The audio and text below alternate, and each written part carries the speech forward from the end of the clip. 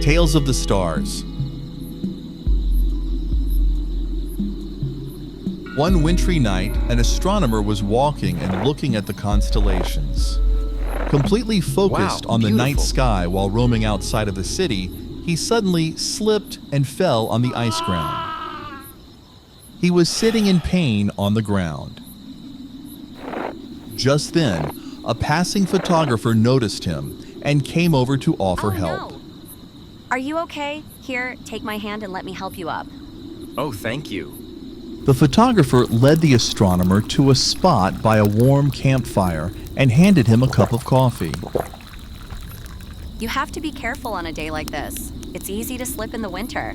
I was watching the sky while walking, and I must have lost my footing. Really? You couldn't see the ground right in front of you, but you're staring at the sky like that?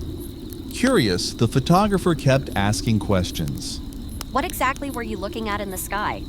Well, the stars, of course. Look over there at the Pleiades. Isn't it beautiful? Oh, I've seen that constellation plenty of times myself. Hearing this, the astronomer's eyes lit up, and he continued. Whenever I see those stars, it reminds me of a legend I've heard since childhood.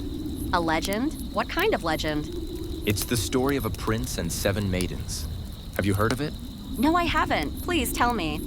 And so, the astronomer began telling the photographer the story of the prince and the 7 maidens.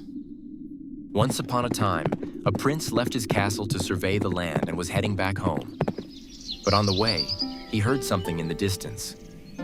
What did he hear? It was the sound of a beautiful song. Curious, I followed the sound. Soon I reached a small lake where a group of women were singing and dancing. I had never known there was a lake there before. Wow, who are those women? As I got closer, I saw they were so beautiful. I thought angels had descended from the heavens. There were 7 of them, and I was so captivated, I forgot to breathe. I watched them in a daze, but suddenly they vanished.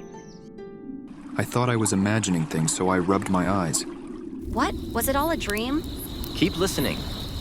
The next day I returned to the lake, but no one was there. I went back every day, but for several days, I saw no sign of the women. I started to believe I had seen an illusion.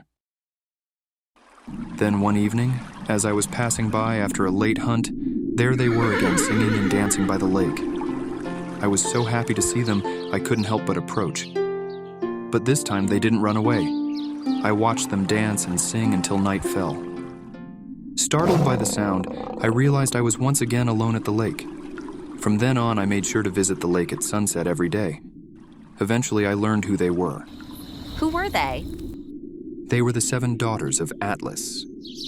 All of the sisters were engaged except for the youngest, Merope.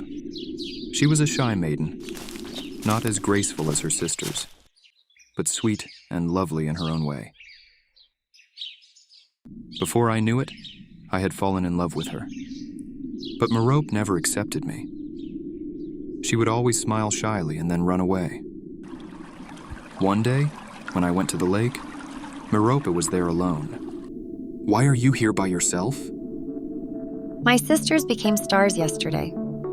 Soon I will join them in the sky too. No, you can't. Goodbye. No, I'd rather go with you.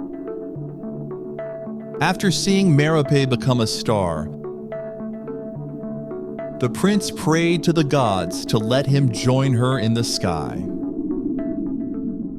That's the constellation Orion. I was thinking about this story while looking at the sky, and that's when I slipped. What a wonderful story. So that's why Orion always chases the Pleiades. I've got a story my ancestors passed down too. Would you like to hear it? Do you see the Milky Way up there? And if you look at the constellation Ophiuchus, you'll see where its foot meets the Milky Way. I was told by my ancestors that there's a gate to heaven at that spot, called the Golden Gate. They believe that if you sail along the Milky Way, you'll reach the constellation Taurus. And near it, the beautiful Pleiades. They said that's where heaven is. Really? Yes, my ancestors believed that when they died, they would sail across the Milky Way to the Pleiades, the eternal heaven. Ah, it's amazing to think of the Creator's handiwork. Every night when I look at the stars, I feel so small, like I'm nothing at all.